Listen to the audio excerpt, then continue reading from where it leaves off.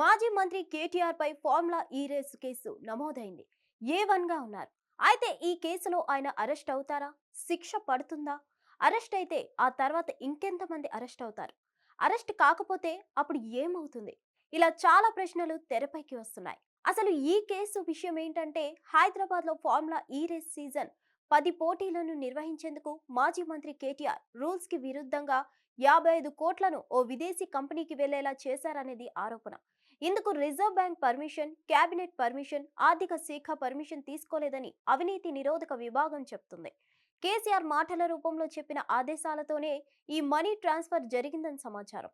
అందుకు ఈ కేసులో కేటీఆర్ ని ఏ1 గా ఏసీబీ చెప్తుంది. ఆయనతో పాటు మరో 2 నిందితులు కూడా ఉన్నారు. ఇకపోతే ఈ కేసులో 4 సెక్షన్లు ఉన్నాయి. అవి పీసీ యాక్ట్ కింద 13(1), 13 2 సెక్షన్లు ఉన్నాయి. ఇవి ముగ్గురు నిందితులపైన ఉన్నాయి. ఇక కేటీఆర్ పై విడిగా బిఎన్ఎస్ లోని మరో 2 నాన్ బెయిలబుల్ సెక్షన్లు 409, 120B కింద కేసు నమోదు చేశారు. అంటే కేటీఆర్ కి ఈ కేసులో బెయిల్ ఇవ్వకూడదనేది ఏసీబీ ఉద్దేశం. 409 సెక్షన్ రుజువైతే గనక 10 ఏళ్లు జైలు శిక్ష పడే అవకాశాలు ఉన్నాయి.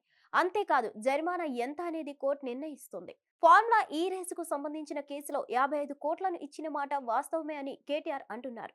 కానీ నిబంధనల ప్రకారమే అంతా చేశామని అంటున్నారు. ఈ మొత్తం వ్యవహారానికి తనదే బాధ్యత అంటున్నారు. అధికారులు కూడా తన ఆదేశాలతోనే అంతా చేశారని అంటున్నారు. ఇందులో తప్పేమీ లేదన్న ఆయన దీనికి పూర్తి బాధ్యత మాత్రం తనదే అంటున్నారు. ఇలా ఆయన తప్పైనా ఒప్పైనా ఈ మొత్తం వ్యవహారాన్ని తనపైనే వేసుకోవడానికి సిద్ధపడుతున్నారు. ఈ కేసులో కేటీఆర్ విధుల దుర్వినియోగానికి పాల్పడినట్లు తేలితే ఆ శిక్ష తనకు మాత్రమే పడేలా ఆయన వ్యూహాత్మకంగా వ్యవహరిస్తున్నారు అనేది రాజకీయ విశ్లేషకుల మాట. కేటీఆర్ మాత్రమే జైలుకెళ్తే ఆ కేసు ఆయనతోనే ముగిసిపోతే అప్పుడు బీఆర్ఎస్ పార్టీ మిగతా నేతల ద్వారా నడుస్తుంది. అలా కాకుండా ఈ కేసును మరింత లోతుగా అన్వేషించి మరింత మంది బీఆర్ఎస్ నేతలకు ఇందులో హస్తం ఉందని ఏసీబీ భావిస్తే అది బీఆర్ఎస్ పార్టీకి పెద్ద తలనొప్పిగా మారగలదు. అందుకే కేటీఆర్ దీన్ని తన వరకే పరిమితం చేస్తున్నారనే వాదన వినిపిస్తుంది. ఇకపోతే ఈ కేసుపై కేటీఆర్ ఏమన్నారంటే, సంబంధించి తాను ఏ తప్పు చేయలేదు అని కేటీఆర్ అంటున్నారు. మరైతే ఏసీబీ చెప్తున్న తప్పు ఎవరు చేసినట్లు అని ప్రశ్న వస్తుంది. ఇది వరకు కేటీఆర్ పురపాలక శాఖ మంత్రి కాబట్టి మంత్రి తప్పు చేయకపోతే ఆ తప్పుకి బాధ్యత సీఎం అవుతుంది అనే వాదన ఉంది.